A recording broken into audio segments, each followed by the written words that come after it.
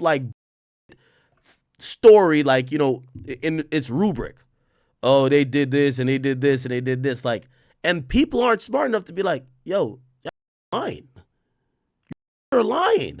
I'm sorry to say, like, y'all are lying. So, look at this. And yes, it is filed in federal court. Check this out. It's filed in federal court. It was filed on the 7th. It's an amended complaint. What you won't realize is the person in question is Ariel Mitchell, Esquire. Bro, I'm not here to disrespect her or like say nothing against her, but she filed a few other lawsuits. She was just representing a nigga who claimed he was at the grand jury for Diddy. Diddy's lawyer sued that nigga for like $100 million and this woman. And she comes back with another client. And this client, by the way, she been representing her. Well, I don't know if she been representing, but this lawsuit been filed already. It's a chick named Ashley Parham. Bro, like, again, Chad. Bro, listen, I'm not here trying to act like everybody's innocent or whatever, bro. But, bro, y'all ain't tired, bro. Like, y'all ain't tired of seeing the same bullshit. Like at this point, they're like literally spitting it in the air and it's falling on your face and you're like, is that rain? Like, they think you that fucking stupid.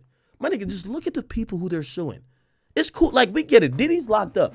So if niggas said Diddy stuck a pencil up their ass, we're going to be like, well, we don't know. But, bro, they're naming everybody in the book. Bro, look at this fucking lawsuit, my nigga. Look at this lawsuit.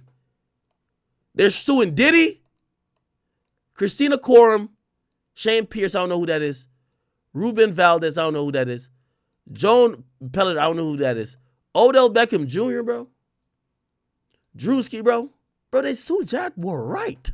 And she's the one claiming that she's outing all the niggas who are pedophiles. Like, bruv. Yo, Chad, come on, bro. Bro.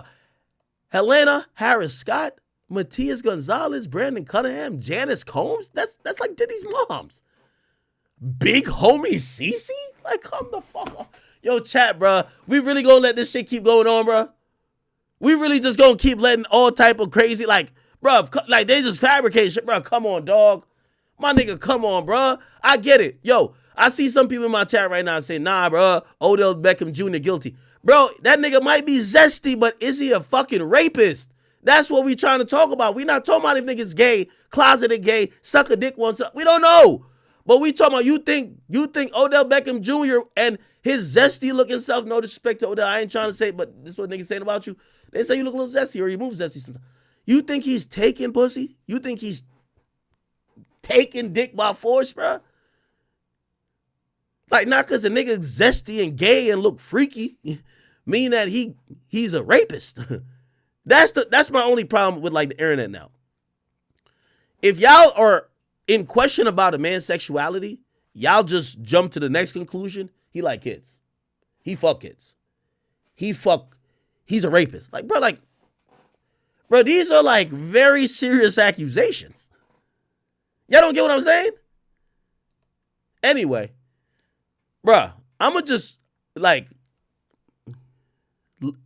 let me just read some of this fuckery that you could really just know how bullshit this is, bro. Look at the pictures they using, bro. Diddy, Christina Coram. This is somebody at a Kimpton hotel. Who the fuck? They got a nigga that's chilling with Ronald McDonald's. What the fuck? They got a Getty image of Druski. Odell, they use Shorty's mugshot. Yo, chat, this not crazy to y'all, bro? It shows them two together right here.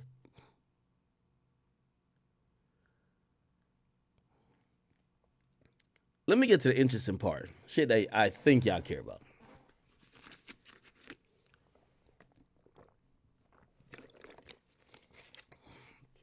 Look at this shit, chat. All right. It's a factual allegation. This is where we need to start. So the chick, and by the way, before I even get to that, you know this chick. Matter of fact, let me just point out the ridiculousness first. Plaintiff met defendant Shane in February 2018 after an altercation with another man at a bar. Defendant Shane came to the plaintiff's rescue. While outside the bar with her and friends and other patrons, Shane FaceTimed Diddy and was showing people defendant Diddy in the video on his phone, attempting to impress people with his famous friend. Defendant Shane showed the plaintiff Diddy. All right, I don't care about that, man. Hold on. What? Which plaintiff ignored, stating she was not impressed knowing that Diddy, because she think Diddy had something to do with the death of Tupac. Visibly in the FaceTime was Diddy and some of his children, including Christian and Quincy. It appeared from the plaintiff's perspective, Diddy was having a get-together at his home. Defendant Diddy heard plaintiff's statement and made a remark that plaintiff would pay for her statement regarding Tupac and overall dismissal of Diddy. On March 23rd, defendant invited plaintiff over to his home to assist. Upon arrival, defendant Shane informed plaintiff he wanted to give her a ride in his new car.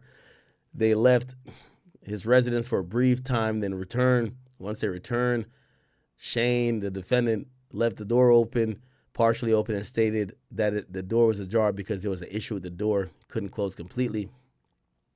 Defendant Shane was renting an apartment on the lower floor of a home in California. Defendant Shane had a separate entrance into the residence that led to the backyard. They rented the home from a woman. Okay. Let me just go down a little bit more into details. Okay. Along with defendant Diddy were his bodyguards, defendant Big Homie Cece, defendant KK, defendant Brandy, defendant Doe 2. This is bullshit, bro. Plaintiff believed defendant Shane invited her to set her up to be assaulted by Diddy because of the statement she made about Tupac. Upon Diddy's arrival, they immediately began to antagonize the plaintiff, stated that she thought she would never see him in person to pay for her statements about Pac. Plaintiff was in shock. She thought she never believed that she would meet Diddy. Diddy started advancing to her. She was sitting down on the bed with a knife and held it to the right side of the... What? Where the plaintiff was sitting with a knife and held it to the right side of the plaintiff's face and threatened to give her a Glasgow smile in retaliation for... So basically, Diddy said he was going to give her $150. Defendant KK told defendant Diddy that she did not think giving the plaintiff a Glasgow smile would be advantageous to their potential clients who they could be selling plaintiff to sex for or for sex too. They made a threat to the plaintiff that they could ship her anywhere in the world and she would never see her family again. They partially undressed the plaintiff. Then Diddy removed the remainder of the plaintiff's clothing, removing a knife from her face, then retrieved a bottle of liquid from a large fanny pack. Diddy squirted the bottle on the plaintiff, which placed her in fear that she was being squirted with chemical substance like acid. Plaintiff soon realized the substance was oil and lubricant. Plaintiff was squirted with this liquid substance over the entirety of her naked body. Defendant KK was then told by Diddy to insert what looked like a syringe from a sterile packaging into the vagina. She did what she was told while assisted by Brandy, and then was told Diddy that they were unable to use the IUD because it had prematurely been released from his packaging. Huh? Diddy, upset by this, took the syringe and tried to insert it in the plaintiff's vagina instead. KK and Diddy began to argue as defendant KK continued to advise Diddy that the IUD had been prematurely released from the packaging. No way could be inserted into the vagina effectively. After sometimes Diddy heeded advice of the defendant KK and removed the syringe from the vagina and handed it to KK. Defendant KK and Brandy then exited the residence, leaving plaintiff alone with Diddy, Shane, and John Doe's, who have been named herein. Defendant Diddy then picked up a television remote that was near the plaintiff and violently What? He put a remote into her vagina? Okay. Defendant Diddy, while violently raping the plaintiff with a television remote, told the plaintiff that her life was in his hands and that he could take her and she would never be seen again. She began crying hysterically from threats from defendant Diddy, along with the pain of being violently, vaginally raped by Diddy, with the television remote, as well as the lingering pain from the ordeal with the IUD syringe insertion. Defendant Diddy then instructed defendant Shane to turn the plaintiff on her stomach, seemingly tired of hearing the plaintiff's blood-curdling cries. Defendant Shane grabbed the plaintiff by her abdomen and hips, turned her on her stomach. Defendant Diddy then instructed Shane to put a pillow over her head because he didn't want to see her face or hear her cries, and instructed defendant Shane to anally rape her. Defendant Shane did as he was told by Diddy, began to rape her anally. Defendant Diddy then raped her anally. Defendant Doja then joined defendant Diddy and Shane, taking a turn anally raping them. Immediately after defendant Doja raped the plaintiff, he exited the defendant's residence. Defendant Diddy then instructed another defendant, Doe, to rape the plaintiff. Defendant Doe has been determined to be defendant Druski. Instead of immediately raping the plaintiff, Druski doused the plaintiff with more oil and lubricant, then jumped on top of the plaintiff's naked body, and oil body, and treating it like a slip and slide, and knocking the wind out of the plaintiff due to his enormous size. Come on, bro. Nigga, you already know this is cap. Nigga, if Druski jumped on this fucking, like, woman, she would have died. It's like Rikishi, nigga. Like, nigga. Come on, bro. She would have died of suffocation. So they're really just clowning Druski out here. They're saying that Druski jumped on them and treated it like a slip and slide? Huh? Defendant Druski then caught himself from sliding over the plaintiff's oil body and off the bed. He then began raping the plaintiff vaginally. While defendant Druski was raping her, Diddy sat in a chair near the bed and began masturbating while recording the plaintiff's rape by defendant Druski. What? Another party phone fell at the bed near the plaintiff. Plaintiff attempted to grab the phone, but it slipped out of her hands and onto the floor due to the oil and lubricant that's been doused all over her by Diddy and Druski. Diddy began laughing at the plaintiff's attempt to grab the phone. Throughout the violent gang rape, defendant Diddy made constantly belittling remarks to the plaintiff, including that he owned her now. At some point during the ordeal, plaintiffs remember that defendants referred to another defendant, Doe, as Cornelius, and remember the name because it was so odd and unique. Plaintiff has come to discover the defendant, Doe, Cornelius, who raped her, was defendant Odell Beckham Jr.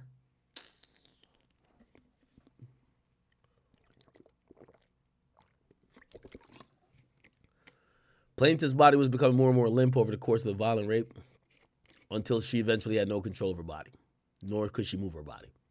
When Druski finished, KK entered the room to examine the condition of the plaintiff, who was barely able to move or control her bodily function. They examined the plaintiff to see if she needed assistance and was about to give her an IV fluid. Plaintiff cannot be certain if she did or did not receive the IV fluid. And they opened a different bag, different than the one Diddy had removed the oil from, where the plaintiff observed several medicine bottles, IV fluid bags, and other unidentified powder-like drugs. They removed a pill from one of the medicine bottles and gave it to Diddy. Diddy then inserted the pill in the plaintiff's mouth, down her throat, where the plaintiff had no choice but to ingest the unknown pill. Diddy, Shane, KK, Odell, and Druski exited the residence to the backyard where they smoked marijuana and cigarettes. By the way, we read this before. They didn't have this many names, which you know what that means, right? They try to shake down these guys and they didn't pay, so they're ousting them, right? Plaintiff remained in an almost lifeless state in Shane's bedroom until she finally regained her bodily functions. She began looking for her clothes that contained her car, keys, and cell phone, but could not discover them in the room or anywhere in the apartment. Plaintiff was only able to find a t-shirt on the floor, which she put to cover her naked body. They also observed a black condom wrapper on the floor, which she assumed was used by one of the defendants, most likely Diddy, during the rape. Plaintiff found a knife with the assistance of dope plaintiffs and headed to the backyard where defendants were smoking, as that was the only way to exit the premises onto the street. Plaintiff concealed a knife on her left side as she exited the apartment in the backyard area. Upon coming to the exit, plaintiff was met by defendant Big Homie CC, who was standing in the door between the residence and blah, blah. Okay. I'm going to stop here because what's very important is that, so this woman who's suing, Ashley Parham, she did a News Nation interview. So she did this a month ago. Let's play it. So this is the same woman. So this is the same woman. Turned out he was just. So this is the same woman who's saying that, what do you call it again? Diddy, Druski, and Odell raped her. So let's listen to her story before they amended the complaint. So she did this interview before they amended the complaint. Let's see if we can match it with the new complaint. Because in some of this shit, she's supposed to be talking about Druski and Odell. Here we go. Had Sean Combs on a FaceTime phone call, and he overheard me saying I wasn't impressed by him and wasn't a fan, and that I thought he killed Tupac. And do you believe that that's what started all of this, that perhaps Sean Combs had a grudge, just hearing that you believed he was Tupac's killer? Yeah, I think that's what started it, because that's when he threatened me, that he was going to come after me. And he threatened he was going to eat my face, so I didn't take him seriously. I just thought he was a bizarre human being. At what point did you come into actual physical contact? Did you see him face to face for the first time? What were the circumstances? It was when Shane Pierce had called me, and he claimed he wasn't feeling well from his cancer treatment and he needed help opening his medication. So I went over there to help him out, and it turned out he was just fine and he didn't need my help. It was weird. He wanted to show me his new car, and so it's kind of matching up. He took me on a short drive around the Renda Hills, and then we got back to his little bachelor pad in the house, and he offered me a glass of water, and I drank it, and I started to feel a little bit off. And then I heard... This is the lawyer, Ariel Mitchell. A bunch of people coming down the stairs, and it was Sean Combs and a whole bunch of people who just busted in the door and in just in a boisterous manner and act. It's important to watch a lawyer's face too. And he said something like, "Bet you didn't think you were ever going to see me," and I was just in complete shock and frozen. And what happened next?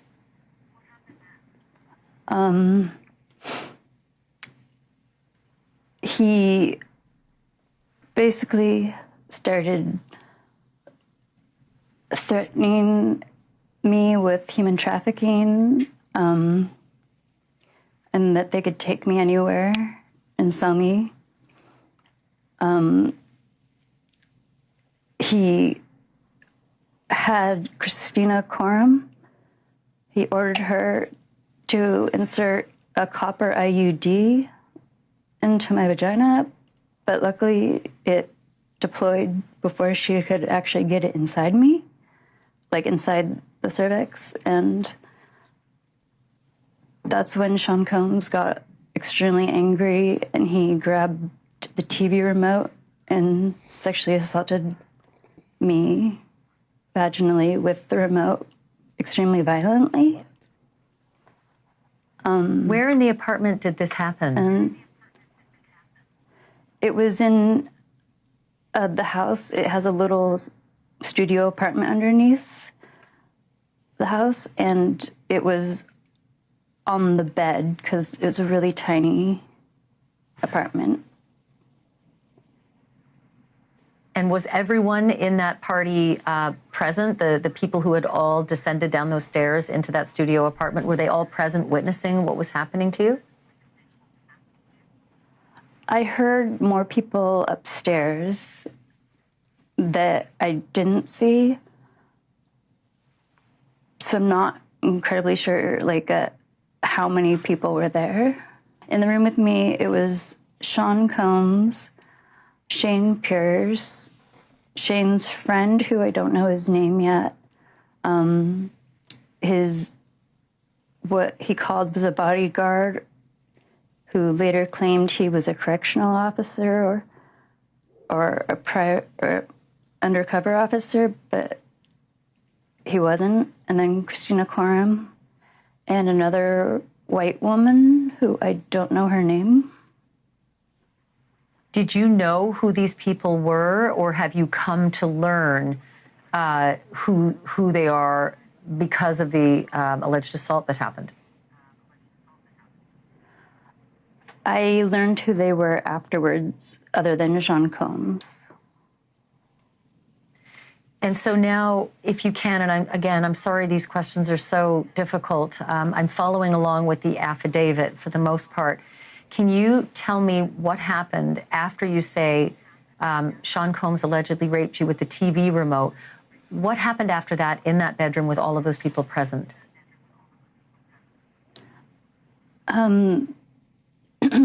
They took turns raping me, and Sean Combs raped me anally. Shane Pierce also raped me, but vaginally. And the bodyguard guy, he raped me as well while Sean Combs was sitting in a chair naked, filming it and jerking off to watching me being raped. Sean Combs was masturbating while you say the other members of his party were taking turns with you? Yeah. And what happened next? And I looked for my stuff, my shoes, my clothes, my purse, my keys, and my phone. She doesn't allude to Druski here. So remember, she mentions a bodyguard, which we now know is what she's trying to say is Big Homie CC. But she doesn't mention the Druski fella or the person who matched Druski in the story, nor does she mention Odell. None of it was there. And I found a random large black t-shirt. So I put that on, and the knife that Sean Combs had put against my face earlier, where he wanted to cut my face, and Christina Coram told him that it wouldn't be good for human trafficking me, that clients wouldn't like it. I found that knife because they had left it in there. So I tried to hide it on my left side underneath partially of the t-shirt.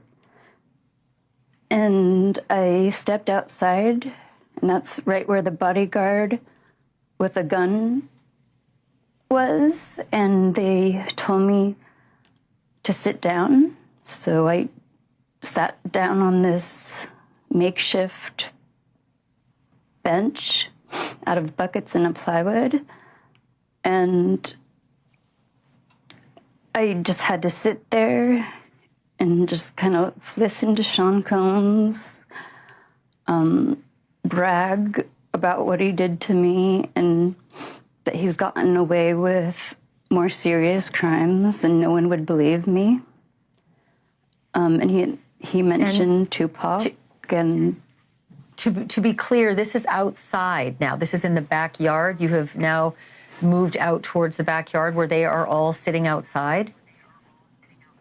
Yeah, they were all in the backyard sitting outside just having fun with each other, like, and they were smoking and drinking, like it was just a normal day for them. So what happened after that? I was sitting there on the bench and I wasn't allowed to leave. At one point, Sean Combs threw a fanny pack at me that was full of drugs. And I got angry and I threw the fanny pack into the bush. And that's when the bodyguard told me that I had messed up and to go get it. And Sean quickly said, no, she needs to stay there. Someone else go get it. So I couldn't get up from the seat. He was just trying to brag about all his celebrity friends.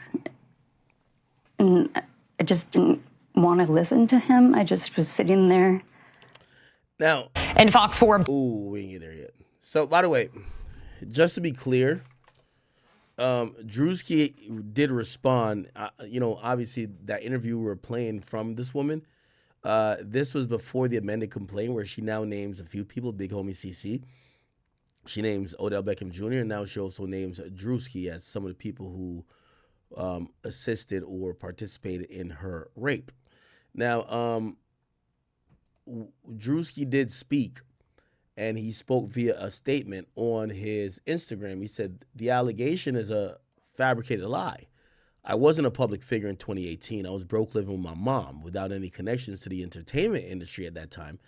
Of this allegation. So the inclusion of my name is truly outlandish. Okay, my heart breaks for actual victims of abuse, but I'm fully confident that the evidence will expose this falsehood and the individuals who are maliciously trying to game the system to peddle false narratives. Odell also kind of piggybacked off of that, and he responded as well. Let me see what he said. Where is it? He says, boy, I'll tell you what, this world makes absolutely no sense. I'm covered by God. He will prevail. He know who I am. I know who you are. Keep your head. He's talking to Druski now. That name will be cleared. Shit's stupid. Okay? Back to you. Until I could try to run.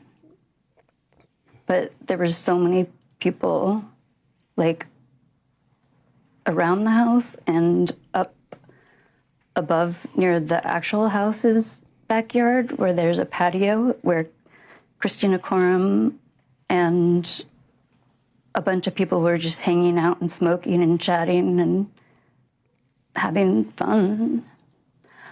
Sean Combs turns to me and he says, why haven't we ever partied like this before? And that's when I got enraged and I said, this is not a party. You raped me. And he attempted to bribe me with some amount of money, and I said, no, you raped me. I'm not going to stay silent on this. And then he ended up calling his mother, Janice Combs, and she got on the phone, a FaceTime video, and she yelled at me not to hurt her son. And I yelled back, he raped me. And she told me to take the money and shut up. At some point, someone in the backyard brought out a weapon and fired it. What were the circumstances surrounding that? That's when Sean Combs had... All right, man. I think you guys get the drift. So basically, she kind of left out the part where she specifically mentioned Odell and like Druski, and this is an interview from a month ago. But now in newly filed documents, she's naming them. It feels like, I'm gonna be honest with you, I don't know if the lawyer has beef with these people or the lawyer has some bad run-in, but it feels like the lawyer is trying to, if you ask me, taking out some personal vendetta on these guys by putting them in a lawsuit.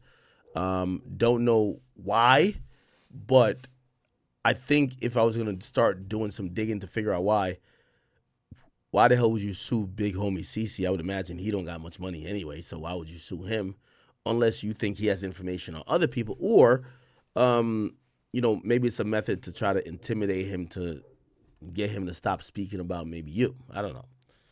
Anyway, all good. So, did y'all see, man, Boosie's show got shot up. So Boosie did a show in Akron, Ohio, and it was shot up. So apparently there was 3 people who were shot. There's 2 currently in critical condition, and this was the moment it went on. Check this out.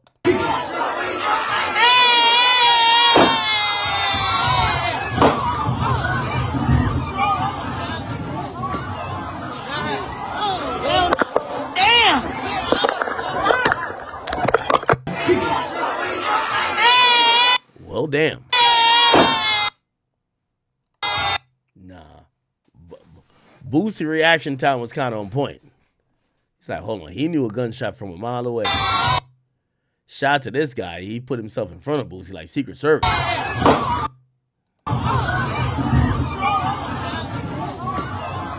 Now, this is a story right here.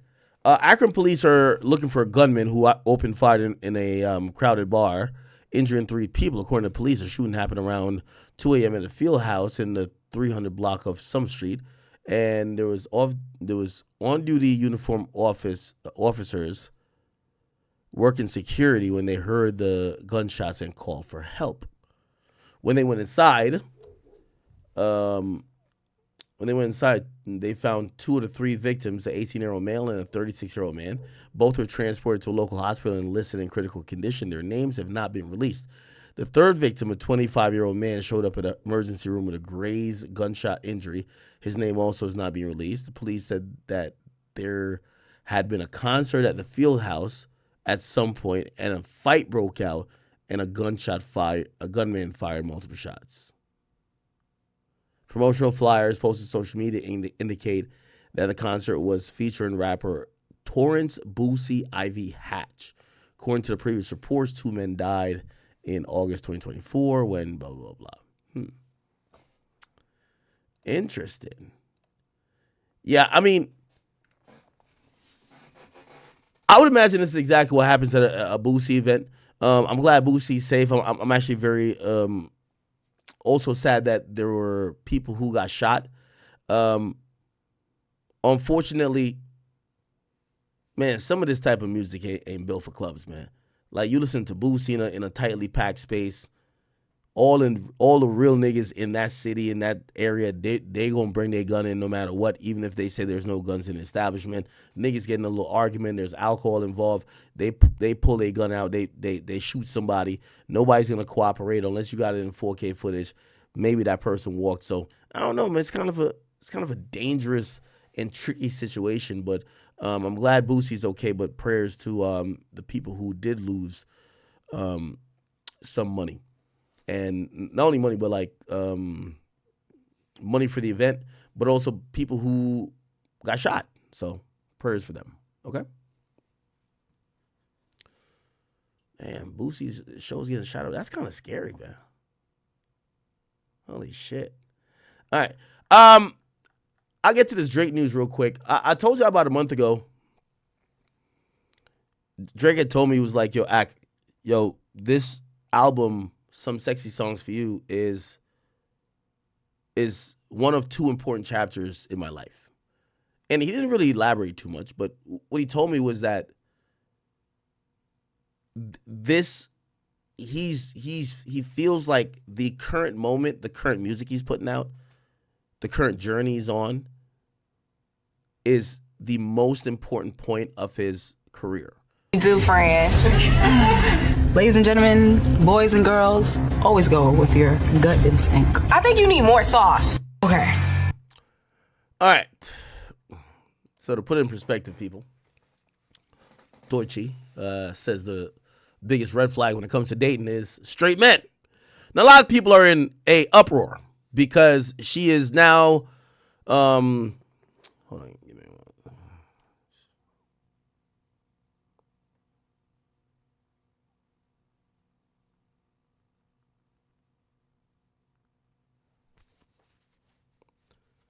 one. Okay, so people are in the uproar because they're looking at her and they're saying, yo, what the hell?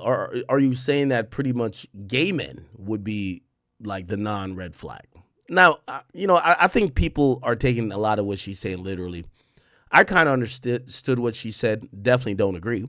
But I feel like I understand the context of what she was trying to say, because I think the context of what she's trying to say is the woke era. What's your pronoun? He, him, his, her, all of this bullshit. And essentially what we've seen time and time again, where masculinity and anything to do with men are seen as toxic and is seen as, the worst things in society. Okay. So, obviously, I don't think she's trying to promote like some type of gay agenda, but I do believe that she's echoing these feminist talking points that you see on social media, where basically they're saying all men are trash, right? Like, yo, I think that's what the agenda was. All men are trash. So being straight, you're trash already. Now, I'm gonna be honest with you, man. Chat, as I said, this is the lamest era of hip hop, man. I can't wait till this shit ends. I think Doja and other people benefit from this era, but this era is lame as shit, man. You know what? I was thinking long and hard where hip hop is at. And I'm like, this is the lamest fucking era. Now, chat, I want y'all to go with me in my thoughts, right? And I don't want to make it personally about her, because she thinks, like, I'm going to be honest with you, about 89% of women who, whenever I get on Twitter, they talk just like this. All men are trash.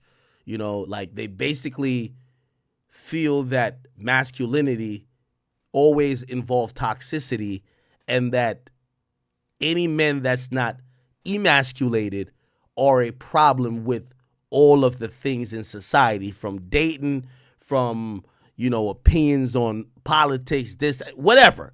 It's not necessarily hate men, but they just think men are trash. Well, I guess they do hate men, right? It just is what it is. Chat, I'm not gonna lie, man. I think we're in the worst era of hip hop, bro. Hip hop is very cyclical to me. If you really think about hip hop, you could probably boil it down to about 6 eras. It always goes like this, and it comes back to the same cycle every time. Unfortunately, we're in the wackest era that I think everybody could agree.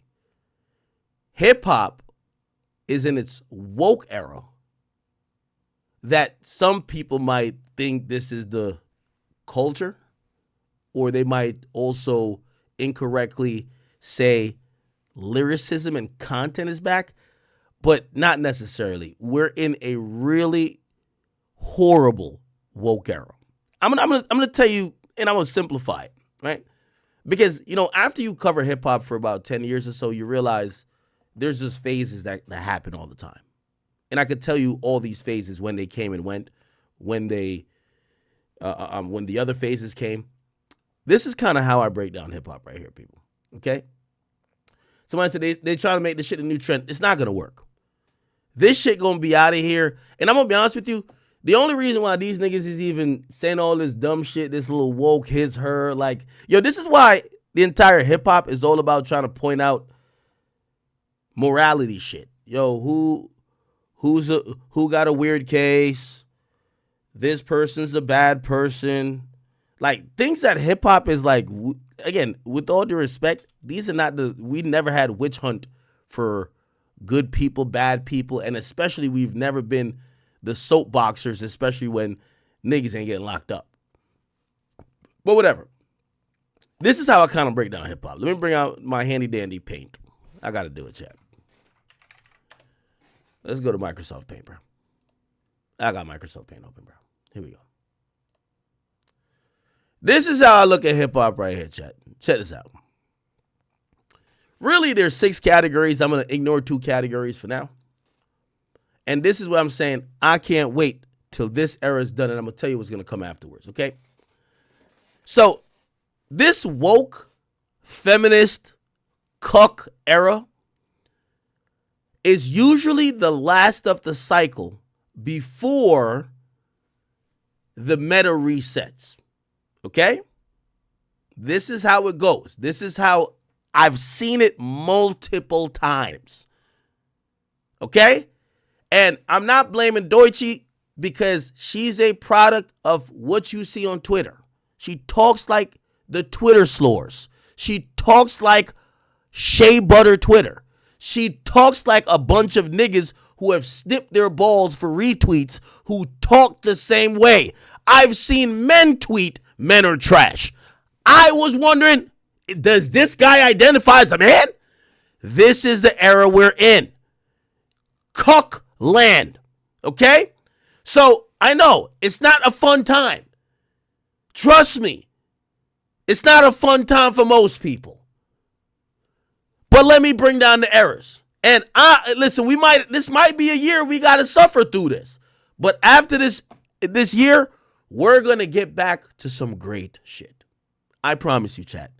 This era right here is the worst part of hip hop. I've never seen hip hop in a more dire state. Niggas is over here. Like, I see why Drake said niggas got dictionaries on the fucking stripper pole. Yeah, it's really bad.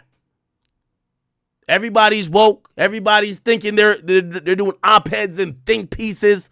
There's nothing to think about with certain music, man. It's on the surface. Let's rock out, vibe out, chill. So let me give you the eras of hip hop, chat. We're in the last one right now. Okay? Let me get to my okay. All right, bet. Good. Let me undo that. Let me get the line a little bit bigger. Pause. Actually, it'll work. It'll work. Oh, thank you. The fuck is this? What the fuck? Okay. What the hell? This is a new paint. I don't know what this is. Okay, great. So check this out, man. This is how it works. I've really broken hip-hop down into 7 eras and phases. Really, 6 fundamentals. I'm not going to bore you out with all 6. What I'm going to do is I'm going to give you out the 4 ones that matter. Let's keep it simple for all the slow ones in the back. Okay? Now, I'll tell you where we are now, and I'll tell you what comes next. All right? The first one, this is the first one that resets the cycle every time. All right? So let's go like this. Okay? And then this is going to be, check this out. Make this. Chat, trust me. Big Act is never wrong. True student of the culture. There's always a creative. People might call it weirdo. But really, it's new gen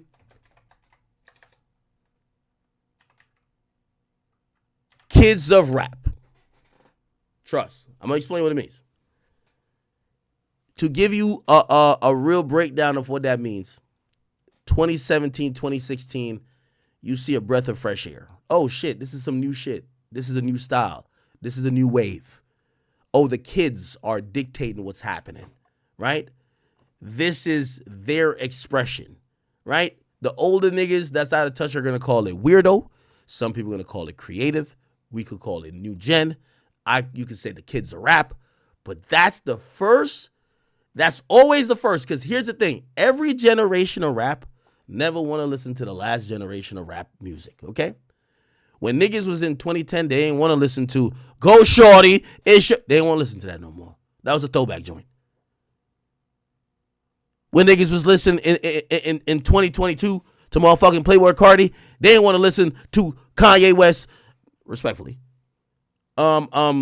Graduation. Again, still classic. I'm not dissing these albums. What I'm saying is that the new gen wants to coin their music and their taste and their palate. So that's the first step of this whole hip hop shit. And that's a very important step. Hip hop music without the current and new generation dictating it, whether it's they dancing on TikTok like this, whether they painting their face like Cardi, whether they wearing colored hair like niggas were doing in 2017, that's their expression. SoundCloud rap, that's their expression. Music usually only evolves when the youth then take a different look or a different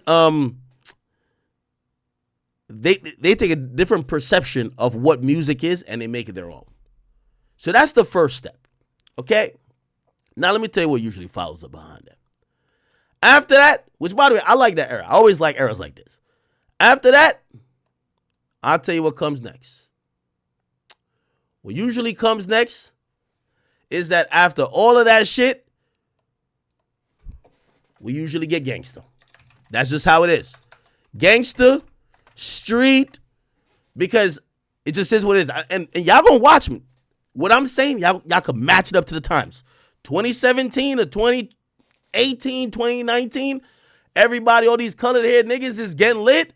2020, gangsta time. We on gangsta time now. That's a fact. Gangsta street music, that then takes over. Now, here's the thing. After gangsta and street take over, and again, there's really 7, but I'm going to break it down to 4. After gangsta and street take over, we get to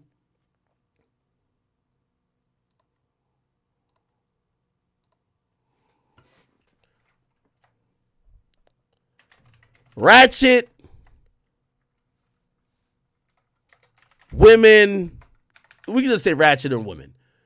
Doesn't mean it's women music. It just means ratchet music for women, bro. It's just like, yo, degeneracy, like, yo, I'm FREE, fuck nigga free, like songs like that. Not necessarily that. It doesn't have to be that, but you usually see after, and I'm gonna tell you when each era ends, right? Niggas get tired of the creative weirdo era when like it starts to saturate. It gets oversaturated in like 2-3 years. Then gangster shit start popping off. Then all them niggas get locked up or die. That's just how it is. I'm sorry to tell. I ain't trying to like speak bad about what it just is what it is. All them niggas go to jail. Like, bro, the gangster era ended. Dirk, jail. Young Thug looked like he a Christian. Pooh Shiesty in jail. All the street niggas is in jail, bro. Like, this is over. It's over. There's no more time for that, right? Then you get the ratchet woman shit. Let's twerk. Let's do this. Pop the pussy. Let's, you know what I mean? Niggas gonna rap about them doing some ratchet shit. Them in they trap, whatever. Like, you know, it could even be drug dealer music. We'll even add that too. And I know somebody gonna be, you see these woke niggas, when you tell the truth, they're gonna be like, oh my God, dude, look at this tether saying that this is all hip hop is. Shut the fuck up. All right? And then the last part before we get back to this cycle, and it's the worst cycle of all. It's the worst fucking cycle, chat. You know what I call it? It's the woke era. / you know, these days they just call it lyrical. Lyrical or content. Lyrical content. This is the worst era of hip hop right here. The worst. The worst, chat. The worst. We in it right now, bro. We can't wait till it goes. Oh my God, nigga. Yo, Drake, why'd you lose to Kendrick that week? He ain't lose, by the way. Oh my God, why are we in this era? This is the worst era ever, bro. This era is garbage. This is an era where it's like, yo, this is the paint your nails era. This is like the beta male era, the cuckold era. This is like men are trash era. This is like Shea Butter Twitter. And this is the worst fucking era, bro. Like, this is the it went over your head era. This is the worst. This is the worst era. Yo, please, can we get a new wave of kids or a new wave of motherfucking youth to switch this shit up? So right now, we at this era, the woke era. This is the worst fucking era of music. Respect to Doja and shit like that. But bruv, yo, we want gangsta era back, bruh. Or at least give us some new, like, you know, like give us some new Ragers or some shit like that. Give us some Ken Carsons or some. Let's get back to the other era. This era right here is garbage, bruh. You got, yo, I can't believe this is hip hop. We got somebody who's awarded for doing hip hop music. She's out here saying red flags and just being a straight man. It's like they supporting the Bati boyism. Like, this is all about, like, yo, this shit is garbage, bro. Like, bro, this ain't the hip hop I love, man. Like, we got these niggas online talking about, like, they investigators. Like, they say Druski got weird cases. They over here just saying anything about niggas, man. Hip hop is so trash. They try to put Druski through the, man, hip hop. And by the way, I know that's not hip hop necessarily, but it's a cyclical thing that you see. I'm telling you, I could show you in every single era. In every single era.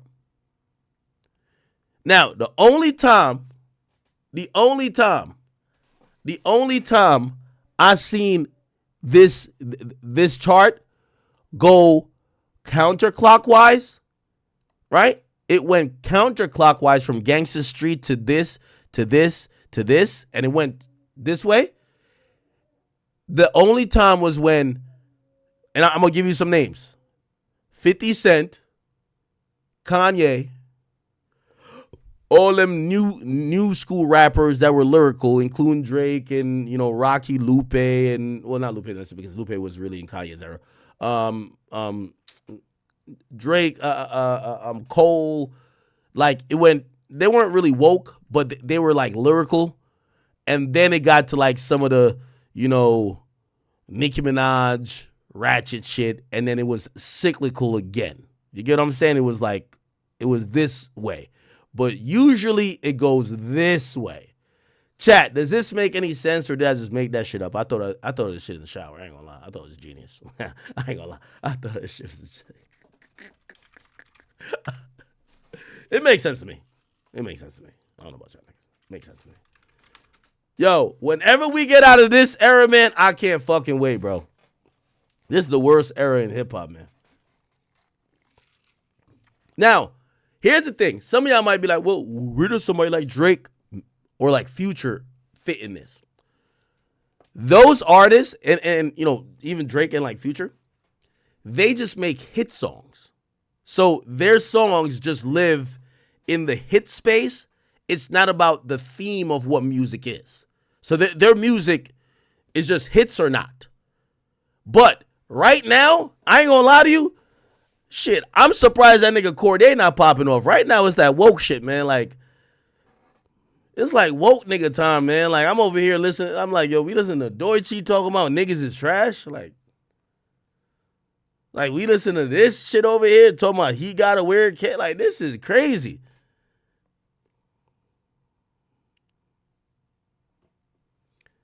Chat, hip-hop right now is garbage.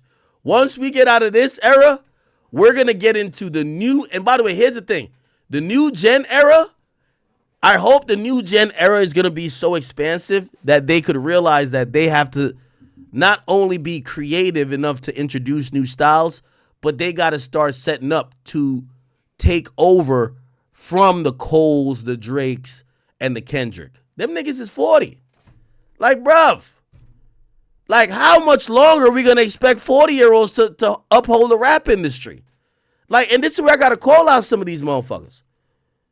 Where's the A Boogies, the Polo G's, the motherfucking Rowdy Riches? You know you guys are supposed to be having y'all prime run right now where Drake, Cole, and Kendrick, and Rocky, and Meek, and them went in from the 2010s to at least the 2016, 17, 18. They were all So a Rock Nation lawyer recently went on Breakfast Club and he was asked if he would ever take Diddy's case, and he said no because he's loyal to Jay-Z and Rock Nation, and Jay-Z is not seeing eye to eye with Diddy right now, which is kind of strange, man. Like, we always thought before Diddy got locked up and all these allegations came out that they were so cool, this, and that. But then he said, like, in the recent past years that they weren't really that cool. I'm not gonna lie, bro. Before the Cassie situation came out and everything, bro, like, people always seen Jay-Z and Diddy, like, the billionaire brunch when they were the only two black billionaires there. Like, bro, man, crazy world we live in. Let me know how you guys feel about it in the comments below. It's your boys, Big Act News, and I'm out.